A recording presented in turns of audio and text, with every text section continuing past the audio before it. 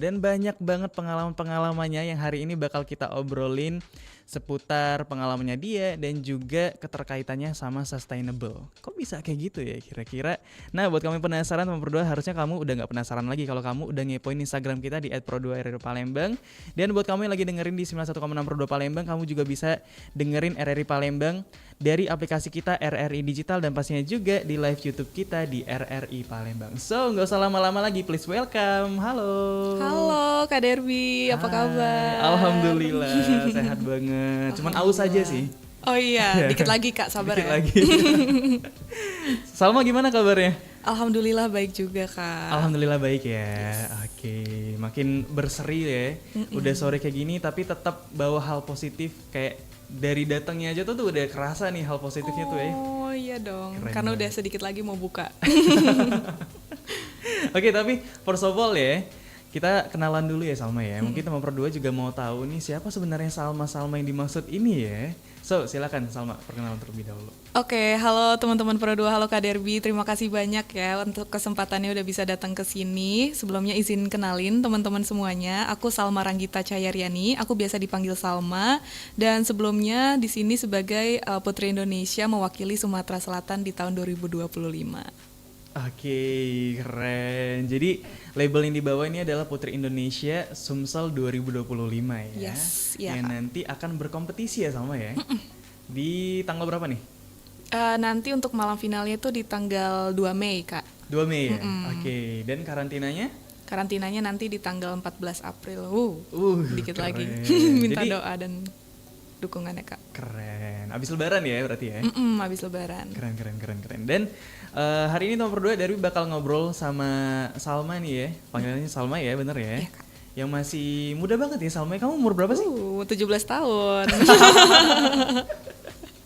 17 tahun ya? Baru Berarti Sweet 17 Kak baru kemarin. Sweet 17 ya? Yang keberapa kali Sweet 17-nya? Ketahuan ya. Ketahuan ya? Iya, aku 22 tahun Kak. Kebetulan 22 baru tahun. lulus kemarin. Oh keren. Lulus dari mana nih? Kebetulan kemarin itu baru 2 minggu yang lalu graduation di UI. Universitas Keren. Indonesia. Cakep. Ngambil apa kemarin? Aku dari, tebak dong, kira-kira ketebak nggak nih, Kak? Tebak ya. Kalau dari penampilannya ya, dan juga ikut-ikut putri-putri kayak gini ya, FISIP biasanya. Salah besar. Salah besar. Spoil kali ya. Aku dari jurusan teknik Kak. Jurusan teknik, sastra mesin. Dari Enggak. tekniknya itu teknik metalurgi material Kak. Ah, gimana? Teknik metalurgi dan material. Apa tuh? Itu jurusan yang sebenarnya kurang lebih banyak bersinggungan dengan teknik pertambangan sih sebenarnya. Karena kita itu jurusan yang mengolah hasil tambang hingga barang jadi. Jadi kayak yang kita lihat sekarang gitu, kayak furnitur gitu, kayak Oke. atap gitu.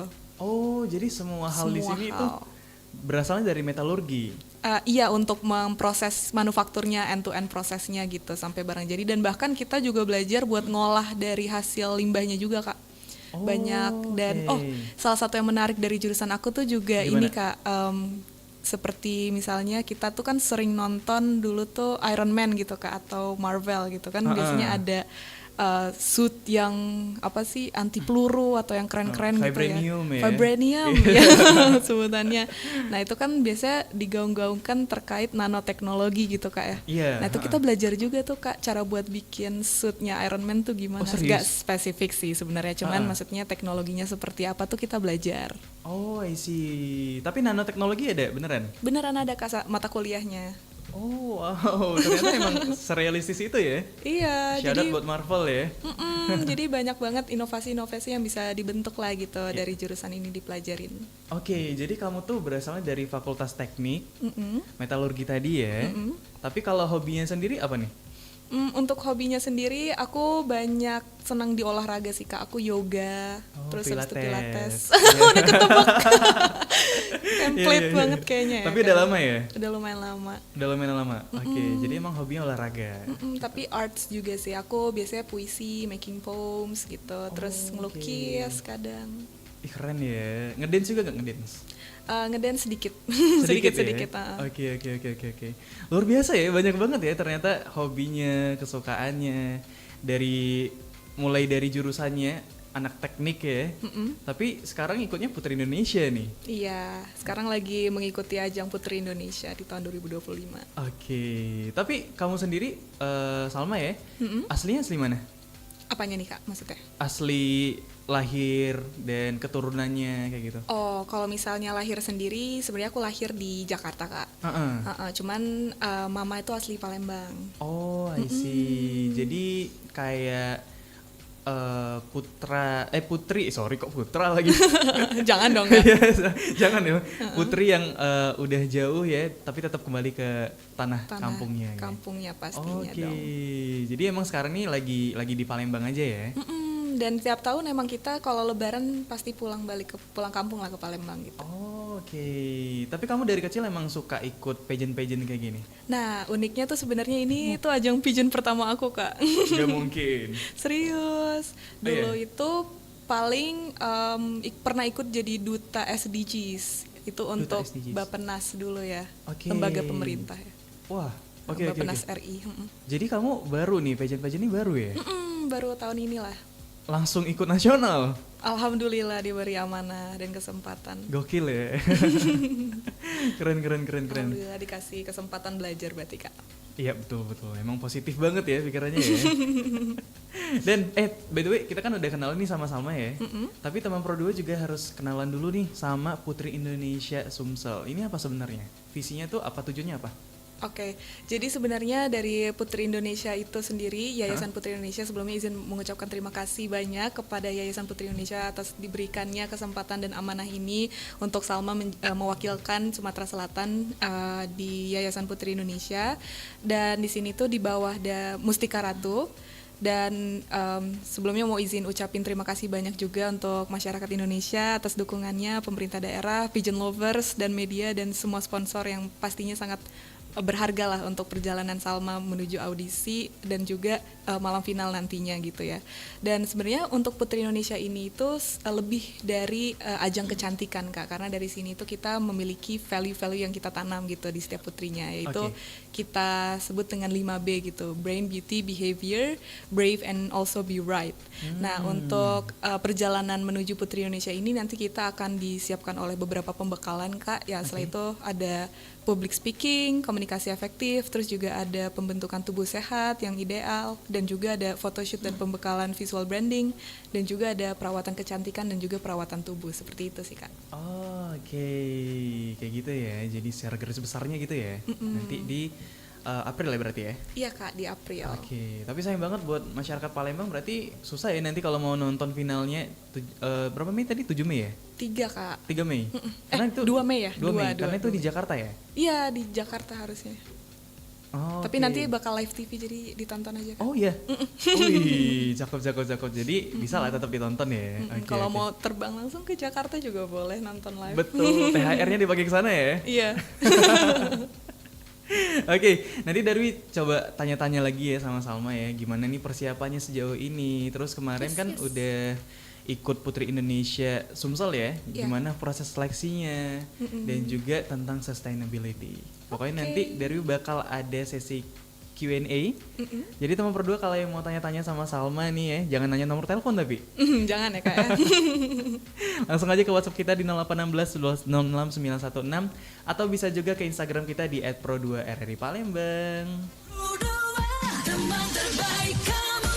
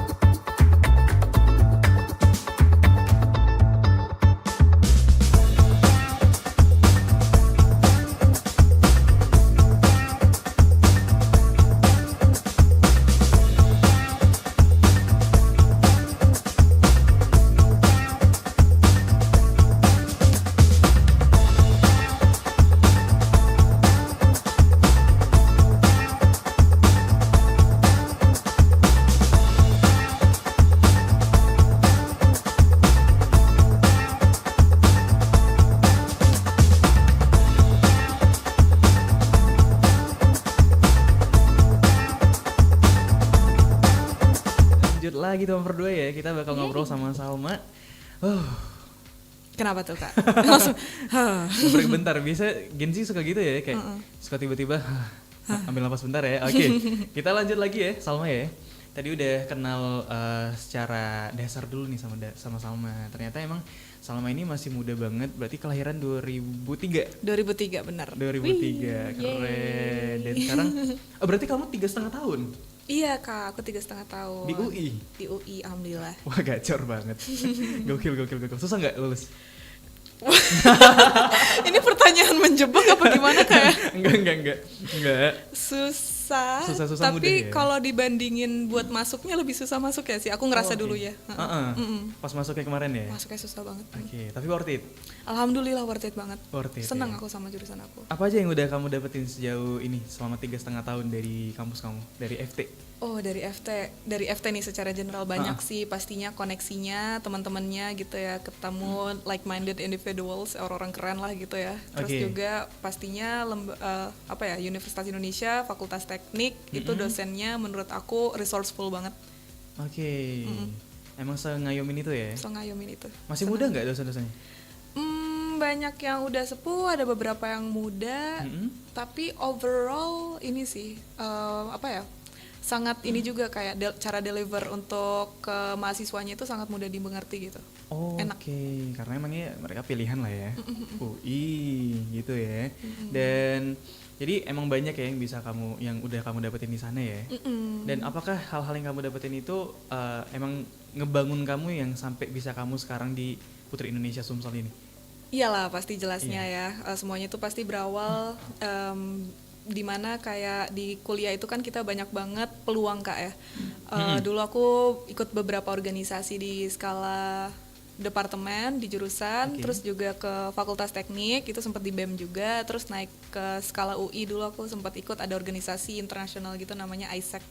Gitu. ISEC, ya. Terus dulu aktif lumayan di jurusan aku itu kan ada beberapa peminatan Kak. Jadi di teknik metalurgi material ini kita ada beberapa peminatan, ada yang ke besi baja, terus habis itu ada yang ke material. Kalau aku dulu peminatannya tuh ke plastik, jadi polimer, pengolahan limbah plastik dan lain-lain seperti itu. Terus dulu ikut research group lah gitu, alhamdulillah sempat diberi kesempatan jadi president di organisasi research gitu, namanya itu Green Polymer Technology. Jadi kita fokus ke pengolahan limbah plastik gitu. Jadi emang kamu tuh peduli banget ya sama lingkungan. Alhamdulillah jelas Kak. Jadi sebenarnya misalkan isu-isu yang sekarang banyak rame itu kan terkait limbah gitu, mau itu dari organik, mau itu dari material.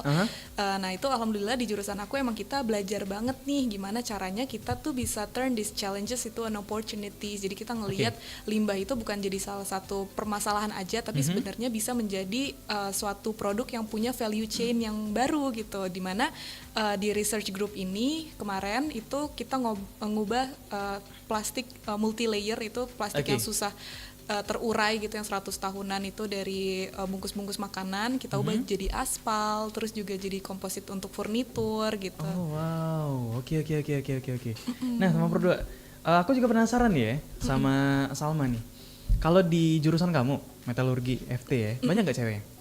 Nah ini juga salah satu yang menarik nih Kak. Jadi di jurusan aku itu sedikit banget perempuannya sebenarnya. Tapi dibandingin sama teknik mesin mungkin lebih dikit mesin ya.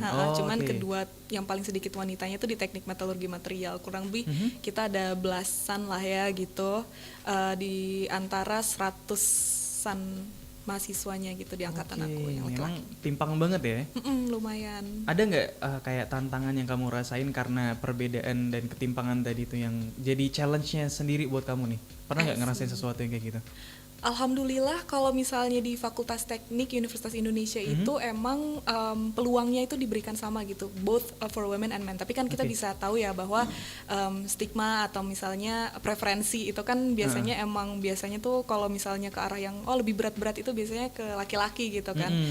Tapi alhamdulillah dulu sempet tetap ini sih diberi kesempatan yang sama sehingga kalau misalnya kita itu emang punya kapabilitas atau kompetensi yang memang bisa gitu ya berimbang dengan laki-laki ya pastinya tetap diberi kesempatan gitu, dan alhamdulillah dari situlah aku bisa menunjukkan nih di jurusan aku walaupun male dominated gitu ya, Oke. bisa menjadi presiden organisasi research yang pertama yang wanita di situ gitu. Dan alhamdulillah setelah itu menginspirasi beberapa siswa-siswi di kampus juga di departemen, dan presiden setelah aku di research group tersebut itu perempuan lagi gitu. Oh wow, keren. Jadi emang kamu salah satu pelopornya ya.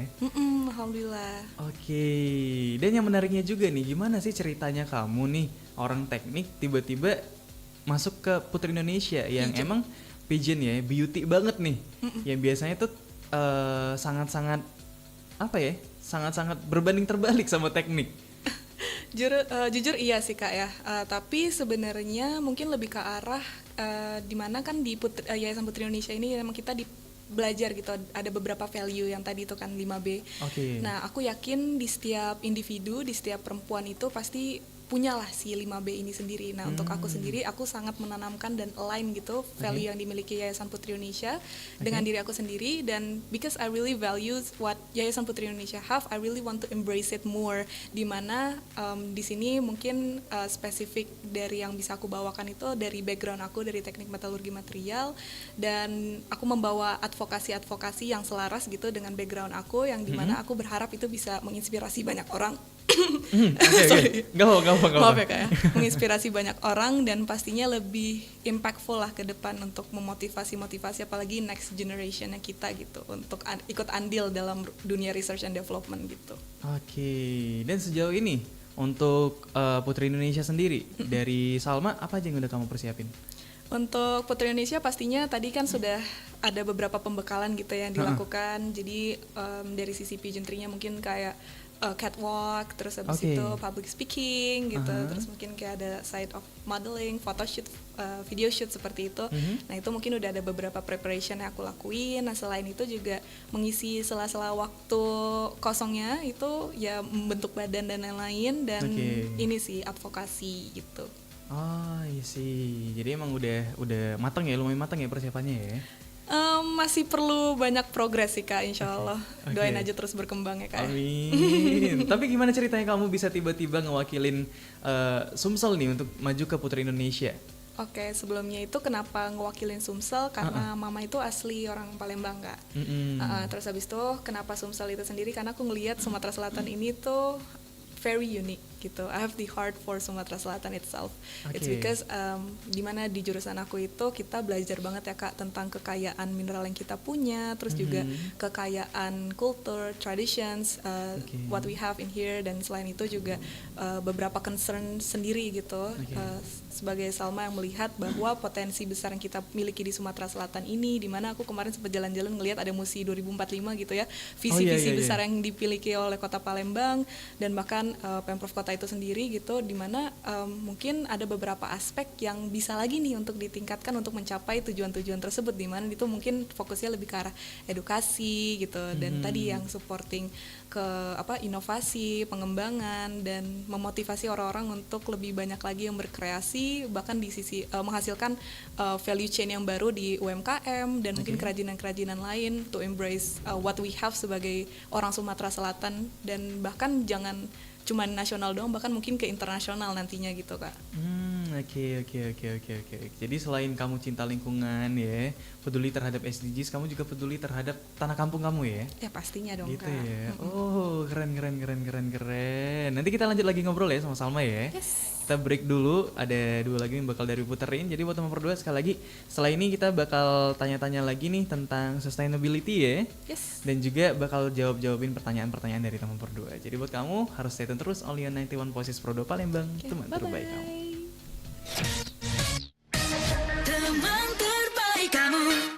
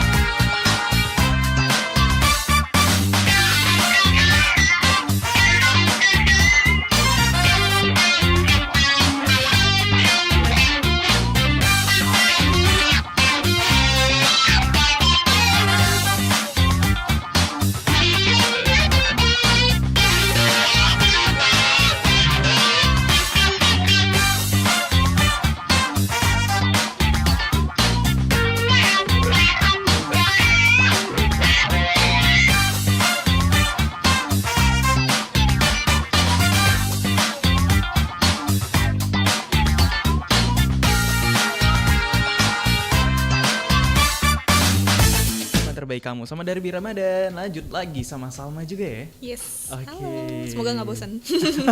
Gak bosan karena kita masih banyak obrolannya. Tapi sayang banget waktu juga kayaknya nggak terlalu lama lagi ya. Tapi kita manfaatkan sebaik mungkin nih Salma nih. Karena ini adalah sebuah hal yang jarang ya.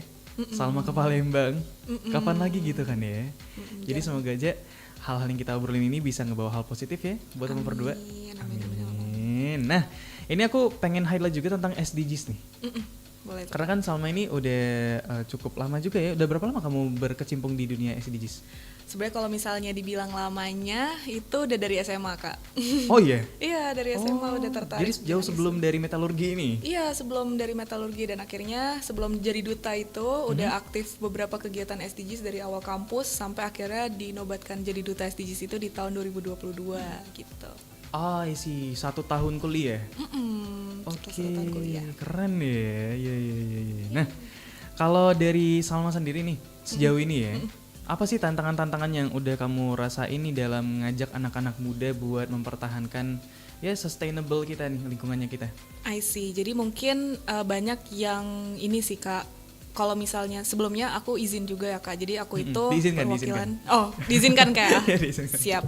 Jadi aku itu perwakilan dari organisasi juga, Kak. Jadi organisasinya ini tuh memang di-founding dari UN, namanya UN SDSN Youth Sustainable Development Solutions Network Youth Indonesia. Oke.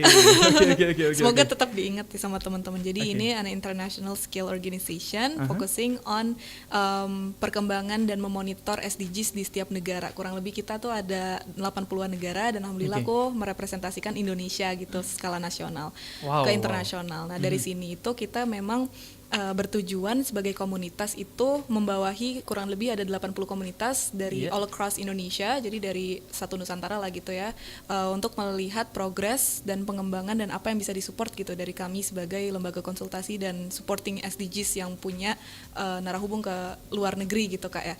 Nah, sebenarnya kesulitannya sendiri itu adalah kalau misalnya dibandingin sama negara-negara lain gitu, kita tuh emang lumayan tertinggal, Kak. Kalau misalnya dilihat dari data ESCAP gitu ya, kita tuh kurang lebih di tahun 2022-2023 tuh kita masih ada sekitar 80-an lah dari 100 sekian negara gitu. Tertinggal. Tapi sebenarnya uniknya adalah negara kita itu kan sebenarnya kaya ya, Kak ya. Kita disebut dengan paru-paru dunia lah, di garis khatulistiwa. Wah, mineralnya kita kaya, environmental resources kita gitu, hutan mangrove second longest coastline in the world. Wow, banyak banget yang sebenarnya menarik yang bisa kita explore. Tapi kenapa malah tertimbang terbalik gitu kalau misalnya dilihat dari data? Yaitu dia tadi sebenarnya karena keinginan dari mungkin human resource-nya itu sendiri itu masih perlu dikembangkan gitu, Kak. Nah, yang tadi itu mungkin banyak anak-anak muda gitu atau next generations yang bingung mau mulai dari mana. Nah, sebenarnya steps to achieve-nya itu sebenarnya apa aja sih? Nah, itu pasti pertamanya itu kita belajar adanya awareness gitu kan, kayak itu bisa melalui spread of mouth, education continuity, terus setelah itu nanti pasti nimbul interest gitu. Nah, dari interest itu kan akhirnya kita mau nih mencoba untuk melihat nih isu-isu yang terjadi yang lebih relate nih terhadap dunianya kita tuh apa dan apa yang bisa kita improve dari situ, inovasi apa yang kita buat, dan ujungnya pasti yang kita inginkan gitu ya, itu adalah impact. Dan selain itu juga salah satu yang paling penting adalah sikap supportive gitu, dimana kalau misalnya ada teman-teman yang dia udah mengimplementasikan kehidupan yang lebih sustainable atau sustainable lifestyle gitu ya, Kak ya, itu kita harus bersifat supporting gitu, dan implementasi dari diri kita sendiri juga. Oke, luar biasa ya. Kayak kamu sekali ngomong tuh banyak banget ilmu yang didapat. Mohon maaf ya, Kak, kalau misalnya kepanjangan. Gak apa-apa. Justru itu ya. Jadi kita ada celah nih. Oke, teman berdua belajar yang banyak ya sama Salma ya. Termasuk nih ada WhatsApp juga yang udah masuk ke WhatsAppnya kita ya. Ada dari Sinta yang katanya nih, kita Q&A sekarang ya. Oh, boleh. Oke. Karena aku mencerna dulu ya apa yang sebenarnya mau disampaikan nih. Gak ada detiknya kan kayaknya. Iya. Jangan ya. Kak, aku sering lihat banyak campaign tentang lingkungan, tapi kadang rasanya cuma tren sesaat. Jadi si Sinta ini katanya sering lihat campaign tentang lingkungan, tapi cuman karena tren doang. Gimana sih sebenarnya kita anak-anak muda nih biar bisa tetap stay gitu dalam pergerakan sustainability ini gitu. Intinya sih itu. Oke, jadi melihat campaign dan campaign ini kadang-kadang cuma sesaat aja terus habis itu balik lagi gitu ya. Kayak misalnya mungkin ada beberapa orang yang melihat kayak campaign misalnya pembersihan sungai gitu, tapi Aha. tiba-tiba nanti sungainya kotor lagi kayak gitu Iya. mungkin ya kayak. Capek ya Pandawara ya. Oh, nyebut brand dong. Iya, Nah, sorry. mungkin gimana caranya biar kita bisa tetap stay relevan karena sebenarnya emang bener ya dunia ini kan bergerak cepat banget ya Kak. Maksudnya isu tentang sustainability, terus habis itu maksudnya kita bisa melihat bahwa keadaan bumi ini kita nih nggak sehat gitu ya dan Oke. semakin nggak sehat gitu kalau misalnya dilihat dari trennya. Nah, mungkin agar bisa tetap merasa tetap relevan gitu ya mungkin kita harus Oke. bikin beberapa program yang sifatnya continuous dan bener banget tadi kalau kata Kak Cindy gitu ya campaign itu juga harus bersifat continuous juga. Nah itu tuh sebenarnya apa sih yang bisa kita lakukan terkait hal itu sebenarnya tadi udah di mention sama kakak juga gitu. Salah satu approach yang lumayan efektif adalah communities. Itu juga salah satu yang aku belajar gitu ya dari UNSDSN di mana negara-negara lain itu emang mereka tuh punya lembaga-lembaga khusus biasanya. Jadi kayak misalnya untuk penanggulangan limbah plastik itu mereka punya komunitas sendiri yang emang interest. Bahkan mereka tuh ada bird watching community. Gimana tuh? Jadi kayak komunitas pencinta burung misalnya kayak gitu ya. Dan itu untuk menjaga kelestarian satwanya mereka. Jadi emang beneran coba kita mulai dari melihat teman-teman kita gitu. Oke. Ada nggak nih yang kira-kira punya interest yang sama-sama kita? Cobalah kita buat satu komunitas yang sama untuk menjaga lingkungan gitu Kak. Oke, biar nggak cuma jadi tren doang ya. Biar nggak jadi tren doang. Justru kalian yang bawa trennya. Ya itu dong. Oke, keren. Oke, cukup ya dari Sinta ya harusnya ya. Nah, next habis ini ada Lisa yang nanya juga nih katanya. Oh ini nggak tentang SDGs lagi, dia lebih ke personal sih. Katanya Kak Salma, salam kenal ya, aku Lisa. Salam kenal Lisa. Katanya apa sih prinsipnya Kak Salma? Karena aku lihat kakak tuh keren banget. Jadi pengen tahu nih prinsip yang kakak pegang biar terus berkembang secara personal dan profesional. Dan gimana biar tetap enjoy jalanin hidup walaupun kita lagi sibuk-sibuknya katanya. Oke. Oh gimana cara enjoy dan apa prinsipnya gitu ya. Heeh. Sebenarnya prinsip aku itu adalah gimana caranya aku tuh bisa tetap bermanfaat untuk lingkungan sekitar aku gitu. Jadi how can I leverage myself at some point I can make a greater positive impact towards my society, my people and also the environment. Jadi itu prinsip yang selalu aku pegang bahkan mungkin dari kecil sehingga itu yang membuat aku bisa move terus ke depan ke depannya gitu. Terus tadi pertanyaan keduanya apa ya Kak?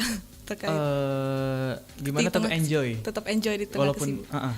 Mungkin tadi ya mengikat terkait prinsip aku percaya bahwa setiap manusia itu pasti mereka punya values, principle dan life purpose-nya mereka masing-masing. Oke. Nah apabila kita sudah menemukan itu loh gitu kayak kita udah mengenal diri kita lebih dan di situ kita udah menemukan passion itu menurut aku passion itu ignited the spark within us buat gak pernah mati untuk terus bersemangat untuk berkarya. Jadi menurut aku gimana cara di tengah kesibukan itu kita tetap punya spirit gitu ya, apalagi spirit yang baik itu adalah buatlah hal-hal positif yang bisa dilakukan sekecil apapun, bahkan untuk diri kamu sendiri juga gitu. Mungkin kalau misalnya kayaknya kalau misalnya kita membuat satu event gede gitu, kayak kita buat membersihkan ini, misalnya limbah apa segala macam itu butuh effort yang terlalu besar buat sekarang misalnya.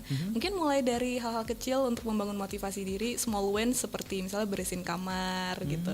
Dari hal-hal yang small step progress itu it could lead to a big changes. Oke, jadi kalau kamu pengen sesuatu yang lebih gede dalam kehidupan kamu, coba kecil-kecil dulu aja ya. Yang penting berprogres terus setiap hari. Kayak keren banget, luar biasa ya. Dan ini pertanyaan terakhir dari Derby ya, sebelum kita nutup obrolan kita di sore hari ini sama Salma. Salma, apa pesan kamu buat para anak muda, khususnya para perempuan ya, di luar sana, teman-teman Pro2 yang lagi dengerin, silakan. Oke, ini sekalian penutup kali ya Kak ya. Untuk wanita di luar sana, apalagi wanita-wanita Sumsel yang pasti keren banget gitu ya. I want you to feel, never feel like you're underrepresented di manapun gitu, karena I believe that we all have the same equal opportunities, both for men also women, dan I believe that education is the most powerful tools and also a gift that could be given by a country. Jadi menurut aku jangan lelah dalam belajar terus gitu, apalagi meningkatkan mengimprove diri sendiri terus ke depannya dan juga berkontribusi balik untuk tanah air tercinta kita itu Indonesia. Oke, keren luar biasa ya. Banyak lagi yang pengen aku tanyain sebenarnya, tapi karena kita udah di penghujung waktu, Salma ya. Oh.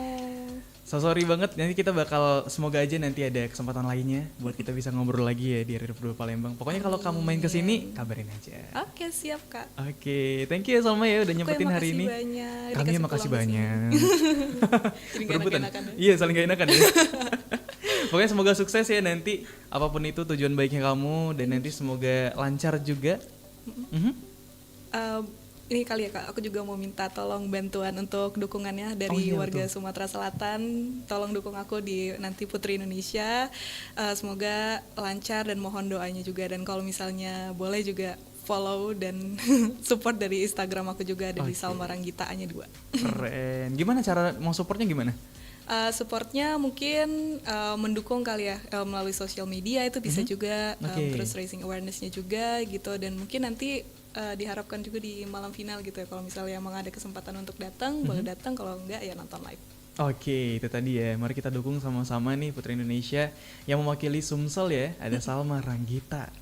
Luar biasa. Dan ya semoga lancar ya nanti ya acaranya ya. Makasih banyak Kak Dewi. Ya, betul. Dan makasih banyak juga buat teman Perdoa yang udah stay tune terus ya selama 1 jam tadi. Ngobrol sama Derby, sama Salma juga nih di 91,6 Perdoa Palembang, di aplikasi kita RRI Digital, dan pastinya juga di live YouTube channel kita RRI Palembang. So, that's it teman Perdoa ya, obrolan kita sore hari ini. Sekali lagi thank you Salma ya. Thank you so much Kak. Oke. Thank you for having me. Thank you juga buat teman Perdoa. Bye. Pamit dulu ya, dadah.